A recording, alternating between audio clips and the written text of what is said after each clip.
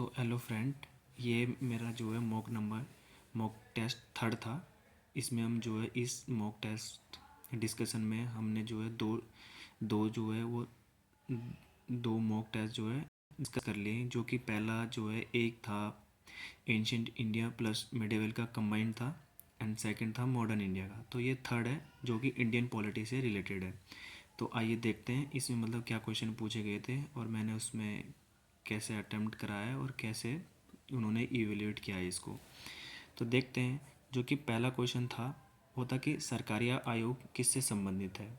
तो इसका आंसर मैंने लिख दिया था कि सरकारी आयोग केंद्र एवं राज्य के मध्य संबंधों को मजबूती प्रदान करने के लिए गठित किया गया था। और इसमें इन्होंने अपने इनपुट भी डाले कि केंद्र सरकार ने 1983 में सरकारियों की अध्यक्षता में गठन किया था इसका, जो कि केंद्र और राज्यों के मध्य संबंधों के संबंधों के मध्य में जो है सुझाव प्रस्तुत किए थे इसने।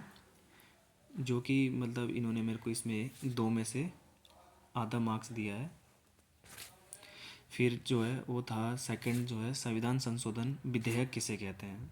तो ये मैंने लिखा है कि जो विधेयक संविधान संशोधन, मैंने आर्टिकल डाल दिए थे कि आर्टिकल थर्ड इतने इतने हैं। तो इसने इन्होंने जो इसमें जो अपना इनपुट दिया है उन्होंने ये बोला है कि छोटी सी व्याख्या करें और संविधान संशोधन से संबंधित विधेयक को संविधान संशोधन विधेयक कहा जाता है और इसकी प्रक्रिया जो है इतने इतने में उल्लेखित है। तो इस हिसाब से इन्होंने मेरे को जो है इसमें जो है आधा मार्क्स दिया है। तो इस मॉक टेस्ट में मेरा खास नहीं रहा है, हालांकि मैंने लिखा सही था। इसमें जो है इन्होंने जो है टाइट मार्किंग की है क्योंकि सबके जो है लगभग किसी के 48 भी हैं और 49 के आसपास भी है। इन्होंने मेरे को इसमें जो है 56 मार्क्स दे रखे हैं, जो कि 200 में से काफ़ी कम है। इन्होंने काफ़ी टाइट मार्किंग की है इसमें। जैसे फिर थर्ड क्वेश्चन था कि संघीय संघीय या संघात्मक सरकार का अर्थ स्पष्ट कीजिए। तो इसको मैंने डिफाइन कर दिया था कि क्या है। फिर इसने जो है हालांकि इसमें इन्होंने बोला है कि सही से परिभाषित करें। मेरे को इसके बारे में इतनी नॉलेज थी तो मैंने इतना ही इस पे अपने इनपुट डाले। ओके। फिर अगला क्वेश्चन जो है वो था कि मंत्रिपरिषद का गठन किस प्रकार होता है, इसमें बताना था मैं। तो इसमें जो है मैंने बता दिया था कि सरकार जो है सरकार बनाने वाली पार्टी द्वारा ये आर्टिकल 355 में जो है क्या किया जाता है। आर्टिकल 355 में, सॉरी ये शायद मेरे से गलत हो गया था क्योंकि कैबिनेट शब्द का इस्तेमाल है। काउंसिल ऑफ मिनिस्टर का जो है आर्टिकल 352 में कोई उल्लेख नहीं है। हाँ, ये सही था कि पीएम की सलाह पर राष्ट्रपति द्वारा मंत्रियों की नियुक्ति की जाती है और विधायिका के प्रति सामुदायिक रूप से जवाबदेह होता है। हालांकि इसमें इन्होंने मेरे को 1 नंबर दिया है, जो कि ठीक है। फिर अगला इन्होंने जो है भारत में प्रधानमंत्री की नियुक्ति किस प्रकार होती है। तो इसमें मैंने बता दिया था कि क्या क्या कैसे करके होता है। तो इसमें मेरे को इन्होंने 1 मार्क्स दिया है। फिर अगला था जो राष्ट्रपति की कौन कौन सी विशेष अधिकार प्राप्त है, विशेषाधिकार कौन कौन से प्राप्त है। तो इसमें मैंने लिख दिया था कि किसी पार्टी को निश्चित बहुमत, प्रिविलेजेस, विशेषाधिकार इसमें ये है कि ये अपना वो कर सकता है। ये इसकी शायद विशेषाधिकार वो है कि विशेषाधिकार कुछ ऐसे वैसे नहीं थे। इसमें ये थोड़े बहुत गलत हुए हैं क्योंकि जो है विशेषाधिकार का मतलब होता है कि जैसे कि उनके ऊपर कोई मुकदमा नहीं चलाया जा सकता, ये नहीं चलाया जा सकता। इसमें मेरे को आधा नंबर मिलना चाहिए था, यहाँ पे इन्होंने मेरे को 1 मार्क्स दे दिया है। पता नहीं किस हिसाब से दिया है, ये मुझे भी नहीं पता। अगला क्वेश्चन जैसे है कि 10वां क्वेश्चन है, 9 हम डिस्कस कर चुके हैं, जैसे 10वां है। इसमें एक अध्यादेश किसे कहते हैं और कौन जारी करता है। तो इसमें मैंने लिख दिया था कि अध्यादेश जो है राष्ट्रपति जारी करता है और इसमें 123 के द्वारा राष्ट्रपति और राज्यों में राज्यपाल करता है 213 के अंतर्गत। फिर राजनीतिक अपराधीकरण का अर्थ बताइए। तो इसमें सिंपल सा ये इन्होंने मेरे को हाफ नंबर दिया है। ये मेरी डेफिनेशन गलत हो गई थी क्योंकि राजनीतिक अपराधीकरण से सिंपल सा मतलब है कि जो राजनेता जैसे जो है अपने राजनीति पार्टी को जीत दिलाने के क्रम में क्या करते हैं, जो अपराधी होते हैं उनको संरक्षण प्रदान करते हैं। तो इसी को क्या बोलते हैं, राजनीति का अपराधीकरण कहते हैं, जो कि मेरा एक गलत हो गया था। फिर यहाँ पे 44वां संविधान संशोधन था जो मेरे को इसके बारे में कोई आइडिया नहीं था, तो इसमें इन्होंने मेरे को हाफ नंबर दिया है, जो कि ठीक है। फिर जो ये 13वां है बंदी प्रत्यक्षीकरण क्या है, मतलब हेबियस कॉर्पस क्या है। तो इसके बारे में मैंने थोड़ा बहुत लिखा कि न्यायालय द्वारा जारी की जाती है, और इसका सिंपल सा मतलब होता है कि टू हैव अ बॉडी, मतलब बंदी प्रत्यक्षीकरण का मतलब होता है कि ये जो है अगर कोई इंस्टीट्यूशन वो सरकार भी हो सकती है, कोई और भी हो सकता है, अगर किसी व्यक्ति को बिना किसी आधार पर जो है गिरफ्तार कर लेता है तो ये इसके संदर्भ में जारी किया जाता है। फिर 14 था ई गवर्नेंस का अर्थ बताइए, और इसमें इन्होंने मेरे को मार्क्स ही नहीं दिया है, पता नहीं किस आधार पर नहीं दिया है। अगला क्वेश्चन था जैसे लोक अदालत के बारे में लिखिए, तो लोक अदालत के बारे में मैंने लिख दिया है कि क्या कितना था, तो इसमें इन्होंने आधा मार्क्स दिया है, जो कि मतलब बहुत ही टाइट मार्किंग की है इन्होंने इसमें। फिर जैसे अगला सेक्शन स्टार्ट हो गया है, जो कि 50 वर्ड, जिसकी जो वर्ड लिमिट जो है 50 वर्ड होती है, और जो है एक क्वेश्चन जो है 5 मार्क्स का होता है। तो ठीक है, इसमें पूछा गया इन्होंने जो 16वां क्वेश्चन है वो है एकल नागरिकता क्या है। तो एकल नागरिकता के आधार पर मैंने लिख दिया था कि एकल नागरिकता का सिंपल सा मतलब ये होता है कि आप पूरे पूरे राष्ट्र में आप कहीं भी जाओ या कहीं भी वो करो तो आपकी एकल नागरिकता है, प्लस आप अगर दूसरे विदेश की नागरिकता ग्रहण करते हो दूसरे राष्ट्र की, तो आप केवल या तो उस राष्ट्र की अपना सकते हो या अपने मूल राष्ट्र के अपना सकते हो। फिर 17वां है कि जैसे कि विधि के शासन से आप क्या समझते हैं, विधि का शासन बताइए। तो विधि के शासन से आप क्या समझते हैं, इसमें ये तो विधि का शासन जैसे है, तो जैसे मैंने इसमें ये लिख दिया है कि इसका वर्णन भारतीय संविधान में किया गया है। दो होता है, एक तो होता है रूल ऑफ लॉ और ड्यू प्रोसेस ऑफ लॉ। जैसे जो ड्यू प्रोसेस ऑफ लॉ जो है वो जो है मतलब संविधान में उल्लेखित नहीं है, हालांकि जो हमारी जुडिशरी है उन्होंने उसको जो है डेराइव किया है, और जो रूल ऑफ लॉ है वो हमारे जो है संविधान में उल्लेखित है। तो इसमें इन्होंने यही लिखा है कि टू द पॉइंट नहीं है, तो इसमें इन्होंने मेरे को 5 में से 1.5 मार्क्स दिया है। फिर अगला जो है वो है 18वां, मूल अधिकारों से क्या अभिप्राय है। मूल अधिकारों से क्या अभिप्राय है, तो इसमें मैंने लिख दिया है जो मूल अधिकार होते हैं। तो जैसे जैसे इन्होंने बोल दिया कि तो हाँ, इसमें मैं ये बोलना चाहूँगा ये थोड़ा ऊपर नीचे हो चुका है, ऊपर नीचे इस सेंस में हो चुका है। जैसे जैसे ये था ना कि मतलब इनको जो है मुझे बाद में उल्लेखित करने थे। जैसे मूल अधिकार क्या है कि संविधान में उल्लेखित है आर्टिकल इतने से इतने, तो मूल अधिकारों का सिंपल सा मतलब ये था कि मेरे को ये बताने थे कि मूल अधिकार जैसे, तो इसकी स्टार्टिंग हम ऐसे कर सकते हैं जैसे कि सामान्यतः होता क्या है, मूल अधिकार ये होते हैं कि जो लोगों को राज्य के विरुद्ध प्राप्त होते हैं, क्योंकि अगर उनके अधिकार का उल्लंघन होता है तो उसके संरक्षण के लिए या उसको लागू करवाने के लिए वो मतलब उच्चतम न्यायालय में जा सकते हैं। फिर मेरे को ये डिस्कस करना चाहिए था कि मतलब ये आर्टिकल इतने से इतने हो सकता है, तो फ्रेमिंग में थोड़ा ऊपर नीचे हो चुका है, हो रखा है ये। हालांकि इसमें इन्होंने जो है 2 मार्क्स दिए हैं। फिर जो है 19वां क्वेश्चन है निवारक नज़रबंदी पर टिप्पणी कीजिए। तो ठीक है, इसमें भी मैंने करा, इसमें इन्होंने मेरे को जो है 2 मार्क्स दे रखे हैं इस हिसाब से, तो आप भी देख लीजिएगा। अटेम्प्ट करना चाहो तो वीडियो पॉज करो और इसमें क्वेश्चन नोट कर लो और लिखते जाओ। फिर अपने जो है अपना क्वेश्चन का भी जांच कर लो इसके थ्रू, नहीं तो फिर किसी और सोर्स से। जैसे अगला क्वेश्चन है 20वां है, उसमें भारतीय संविधान में दिए गए कोई 5 मूल कर्तव्य का उल्लेख कीजिए। तो ठीक है, इसमें जो है इन्होंने लिखा है कि 42वें संविधान संशोधन 1976 के माध्यम से मौलिक कर्तव्यों का समावेशन किया गया।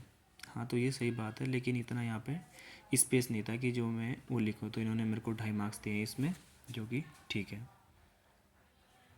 फिर है क्वेश्चन नंबर 21 में भाषण और विचार की अभिव्यक्ति की स्वतंत्रता क्या है, वाक्य एवं अभिव्यक्ति की स्वतंत्रता। तो इसमें मैंने बता दिया है कि क्या क्या है, क्या क्या इसमें प्रतिबंध है, युक्तियुक्त प्रतिबंध जो लगाए जाते हैं वो भी मैंने इसमें उल्लेख किया है। फिर अगला क्वेश्चन आता है आपका मूल अधिकार व मूल कर्तव्य एक दूसरे के पूरक है, स्पष्ट कीजिए। तो मूल अधिकार और मूल कर्तव्य एक दूसरे के पूरक हैं। तो ये माना जाता है कि मतलब जैसे हम बोलते हैं कि जैसे गांधी जी का एक कोट है कि अगर कोई व्यक्ति जो है अपने कर्तव्यों का जो है मतलब अपने कर्तव्यों का जो है सही से पालन करेगा तो उसको मूल अधिकारों की ज़रूरत ही नहीं पड़ेगी। इसका मतलब ये है कि वो एक दूसरे के ऊपर एक दूसरे के ऊपर डिपेंडेंट है, मतलब एक दूसरे के पूरक है। अगर कोई चाहता है कि उसको केवल मूल अधिकार मिले, मतलब मूल अधिकारों का संरक्षण प्राप्त हो और वो जो है मूल कर्तव्यों का पालन ना करे, तो ऐसा तो संभव नहीं है। क्योंकि अगर ऐसा हुआ तो हर कोई जो है न्यायालय पहुंचा जाएगा दूसरे तीसरे दिन। फिर इसमें दिया है इन्होंने कि जो है राज्यसभा के सदस्यों का निर्वाचन किस प्रकार होता है। तो ये लिखा है कि मतलब मैंने लिख दिया था लेकिन उस टाइम मेरे को आर्टिकल याद नहीं आ रहा था, तो इसने आर्टिकल लिख दिया है कि आर्टिकल 80 में इसका उल्लेख है। तो इसमें जो होता है कि आनुपातिक निर्वाचन जो होता है आनुपातिक पद्धति की एकल संक्रमण प्रणाली द्वारा इसका जो है जो चुनाव होता है वो होता है राज्यसभा के सदस्यों का। और इसमें मैंने थोड़ा जो है वो डायग्राम बनाने की भी कोशिश की, हालांकि इसको मैं थोड़ा उस टाइम स्किप कर गया, मेरे दिमाग से ये सही से बन नहीं पाया। तो फिर जो है जैसे 24वां है संसद के सत्र पर टिप्पणी लिखिए। इसमें मेरे थोड़ा गलत हो गया है क्योंकि जो है जो संसद में जो है तीन तीन सत्र होते हैं। एक होता है बजट सत्र, फिर होता है दूसरा होता है मानसून सत्र, तीसरा होता है शीतकालीन सत्र। ठीक है, तो इसमें थोड़ा गलत हो चुका है ये, तो फिर बाकी सही है। फिर इसमें इन्होंने मेरे को 5 में से 2 मार्क्स दिए हैं। फिर आता है 25वां सिंपल सा है कि कोरम क्या होता है, मतलब गणपूर्ति क्या होता है। तो गणपूर्ति का तो सिंपल सा मतलब ये होता है कि अगर जैसे हम ही लोग हैं कि मतलब 100 लोग हैं, तो 100 लोग को मान लीजिए, तो उसमें से जो है हमने डिसाइड कर दिया कि मतलब 10% होना अनिवार्य है, नहीं तो कोई बैठक नहीं होगी। मतलब अगर जो है 5 लोग मिलकर कोई रेजोल्यूशन पास कर दे तो ये तो जो जो मेजॉरिटी होगी उनके अनुपस्थिति में जो कानून लाया गया है तो ये तो मान्य नहीं होगा। तो इसी हिसाब से जो है गणपूर्ति का प्रावधान है। इसी सेंस में ये होता है कि जितनी भी हमारी जो लोकसभा की सीटें हैं, मतलब जैसे राज्यसभा में है लोकसभा के लिए, तो उसका जो है 10% से अगर कम हुआ तो अगर वो कोई प्रस्ताव पारित करता है या कानून पारित करते हैं तो वो जो है मतलब उचित नहीं माना जाता है, या उसकी कोई वैल्यू मतलब कोई बैठक ही नहीं होती है, ना कोई फिर रिजोल्यूशन पास हो पाता है। फिर अगला पार्ट आ चुका है, पार्ट थर्ड, जो कि है आपका जो है 26 से 32 क्वेश्चन के लिए। इसमें जो है डेट मतलब 125 वर्ड लिमिट है और एक क्वेश्चन 8 मार्क्स का है। तो पहला क्वेश्चन ये था कि संसद एवं विचार विमर्श चर्चा और निर्णय लेने मंच है लोकतंत्र में व्यवधान के लिए नहीं। तो सिंपल सा मतलब यहाँ पे ये है कि जो वर्तमान में कुछ जो ट्रेंड रहा है कि जो सरकारें हैं मतलब जो विपक्ष है अब क्या करते हैं वो कि जो है मतलब विपक्ष जो है संसद में जो है वार्ताएं कम करते हैं और विचार विमर्श कम करते हैं और व्यवधान ज़्यादा डालते हैं। जैसे इसमें मैंने जो है मतलब अपना जो है डाला भी हुआ कि संसद क्या क्या है, फिर मैंने लिख दिया कि संसद का महत्व क्या है, विपक्ष का महत्व क्या है। और इसमें कुछ पॉइंट भी थे जो कि मैं लिखना भूल गया कि मतलब जो है जो वर्तमान में जैसे हमने देखा गया है कि जो सरकार का जो टाइम है, जैसे जो है जो इस लोकसभा का देखें, हम इस लोकसभा का जो कार्यकाल में देखें तो इसका जो है मतलब 3 से 4 घंटे जो है बर्बाद हो जाते हैं, ऐसे जो है बेफालतू का मतलब समय चला जाता है, जो कि एक जो है स्वतंत्र मतलब जो है सही लोकतंत्र की निशानी नहीं है। अगला है 27वां जो है लोकसभा की संरचना राज्यसभा से किस प्रकार भिन्न है, ये है। फिर लिखा है, फिर इसमें बोला है कि चर्चा कीजिए, साथ ही लोकसभा में कार्यों का वर्णन कीजिए। तो ये हमने लिख दिया कि संसद का निर्माण लोकसभा राज्यसभा एवं राष्ट्रपति से मिलकर होता है। ये सही नहीं है, ये क्यों लिख रहा है ये मुझे नहीं पता, क्योंकि जो पार्लियामेंट का सिंपल सा मतलब होता है कि राज्यसभा लोकसभा प्लस राष्ट्रपति, जब तक इन तीनों से मिलकर ही कोई संसद का निर्माण होता है। लोकसभा की मैंने संरचना बता दी कि ये है। फिर जो है इसने अपने इनपुट भी डाल दिए कि धन विधेयक केंद्रीय मंत्रिपरिषद सामूहिक रूप से लोकतंत्र मतलब लोकसभा के प्रति उत्तरदायी होते हैं, ये ठीक बात है। फिर अगला जो है कि राज्यसभा की संरचना बता दिए, फिर ये बता दिए। फिर लोकसभा के कार्य बता दिए, फिर ये। हालांकि इन्होंने इसमें जो है बहुत ही टफ मार्किंग की है। निष्कर्ष लिखा है इन्होंने। फिर इसमें बोला है कि इसमें जो निष्कर्ष भी लिखे, तो इसमें जो है इन्होंने 8 में से मेरे को मात्र 2.5 नंबर दिए हैं, जो कि बहुत ही मतलब वैसे हैं कि मतलब नहीं, जो क्वेश्चन की जो डिमांड थी वो मैंने पूरी भी की है, फिर भी इन्होंने 2.5 मार्क्स दिए हैं। किस आधार पर दिए हैं ये मुझे भी नहीं पता। फिर अगला क्वेश्चन जो है 28 के लिए ये है कि न्यायिक सक्रियता का आलोचनात्मक मूल्यांकन कीजिए। न्यायिक सक्रियता का सिंपल सा मतलब है, हम जो भी देखते हैं कि आए दिन कोई ना कोई जो है सुप्रीम कोर्ट पहुंच जाता है किसी इशू को लेके, तो सुप्रीम कोर्ट स्वयं से संज्ञान लेता है, और जब कार्यपालिका अपना दायित्व निर्वहन करने में जो है असक्षम हो जाती है, मतलब असक्षम किसी कारणवश नहीं कर पाती है, तो जो है न्यायपालिका जो है उसमें हस्तक्षेप कर देती है। तो ये पॉजिटिव सेंस में भी है, नेगेटिव सेंस में भी है। जैसे पॉजिटिव सेंस में मैंने लिख दिया कि न्यायिक सक्रियता के लाभ क्या है, फिर मैंने लिख दिया कि न्यायिक सक्रियता से उत्पन्न समस्याएं क्या है, फिर मैंने लिख दिया, फिर ये। तो इन्होंने जो है इसमें भी मेरे को जो क्वेश्चन की डिमांड थी वो मैंने पूरी की, लेकिन फिर भी इन्होंने जो है 8 में से 2 मार्क्स दिए। ये किस सेंस में दिए ये मुझे भी नहीं पता। हालांकि इतने कम मार्क्स मिलते नहीं है। ओरिजिनल भी जो है अगर मिल मतलब कोई पेपर में सही से भी चेक करेगा तो मतलब ये मान के चलो 8 में से 3.5 4 तो मिल ही जाएंगे, 4 के आसपास मोस्टली। फिर जो है 29वां क्वेश्चन था कि एनजीटी क्या है, मतलब राष्ट्रीय हरित न्यायाधिकरण के उद्देश्य और विशेषता को वर्णन कीजिए। तो मैंने लिख दिया था कि जो है एनजीटी का जो गठन था इतना इतने में हुआ था, उद्देश्य बता दिए क्या क्या है, विशेषताएं बता दी ये है। फिर जो है इन्होंने अपना इनपुट भी डाला है, इसमें भी इसने जो मेरे को 8 में से 3 मार्क्स दिए हैं, बहुत टफ मार्किंग की है।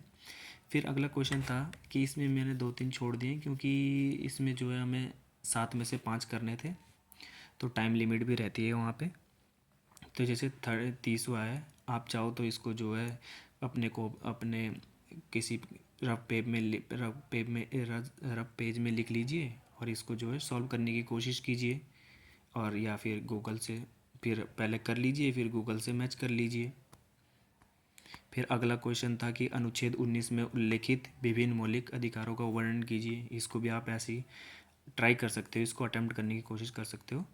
फिर 22वां है, मूल मूल ढांचे मूल ढांचे के सिद्धांत, उसके विकास और महत्व का परीक्षण कीजिए।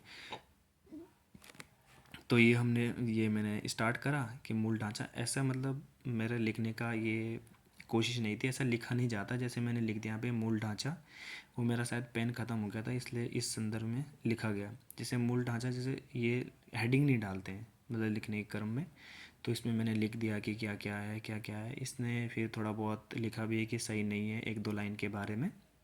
फिर ये है, फिर प्रस्तावना छोटी और स्पष्ट लिखें, ये इन्होंने मेरे को सजेशन दिया है। फिर विकास मैंने लिख दिया है, फिर महत्व लिख दिया है, उत्तर में सुधार की आवश्यकता है। इसमें भी इन्होंने मेरे को 8 में से 1.5 मार्क्स दिया है मात्र, जो कि बहुत ही कम है, जो कि मैं मानता हूँ कि बहुत ही कम है।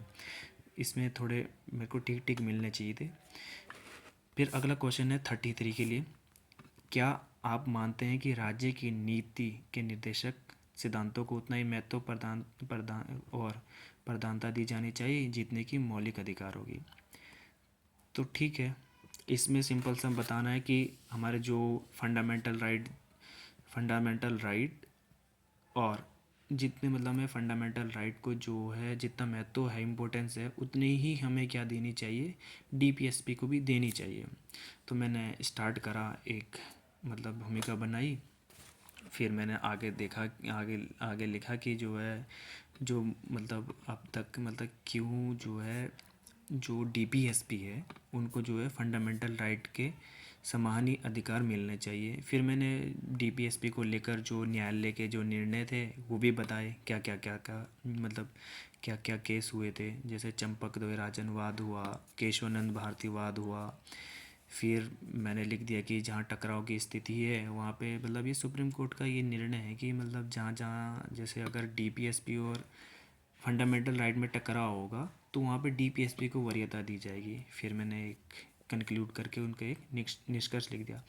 तो इन्होंने मेरे को जो है मतलब 16 में से जो है कितने मार्क्स दिए हैं, 3 मार्क्स दिए हैं। अब ये मुझे खुद नहीं पता इन्होंने किस सेंस में दिए हैं, ये नहीं है। इसने कहा भी है कि पर्सन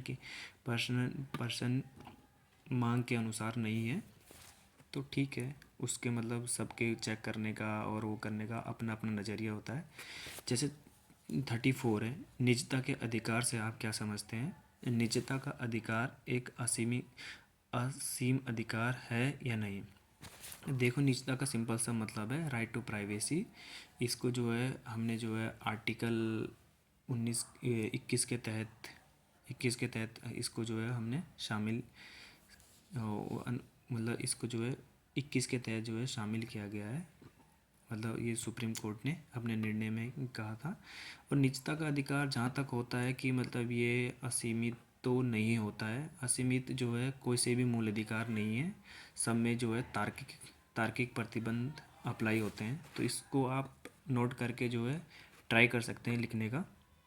अगला क्वेश्चन है कि भारतीय संविधान की संशोधन प्रक्रिया का आलोचनात्मक मूल्यांकन कीजिए। तो मैंने ये लिख दिया कि जो है किस तरीके से जो है ये मतलब थोड़ी भूमिका लिखी, फिर संविधान संशोधन क्या होता है, भारत में कैसे कैसे होता है, फिर मैंने वो लिख दिया। फिर आगे मैंने लिखा, फिर इन्होंने बोला कि आलोचकों ने संविधान संशोधन प्रक्रिया के किन आधारों पर आलोचना की है, वो भी लिखा जाना चाहिए था। तो इन्होंने इसमें भी मेरे को 16 में से कितने दिए हैं? 3.5 मार्क्स दिए हैं, जो कि बहुत कम है ऐसा। फिर 36 है, परीक्षण कीजिए कि 42वें संविधान संशोधन को मिनी संविधान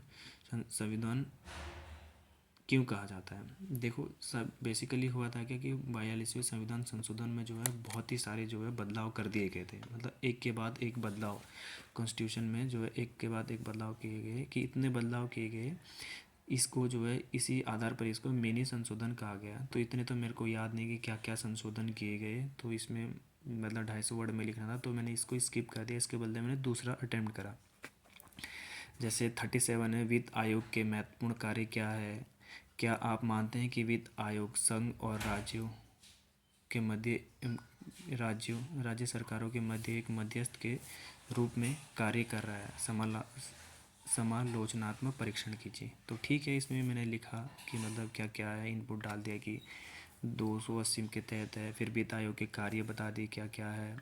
फिर इसमें बता दिया कि मतलब जैसे हमने इसमें लिखा भी है कि जो राज्यों और केंद्र के मध्य पहले तो होता है कि लंबवत असंतुलन होता है, और राज्यों के मध्य जो है क्षैतिज असंतुलन होता है। फिर मैंने इसमें लिख दिया कि इनके मध्य भूमिका क्या क्या है। फिर इसमें भी इन्होंने मेरे को क्या करा है, मतलब 34 में से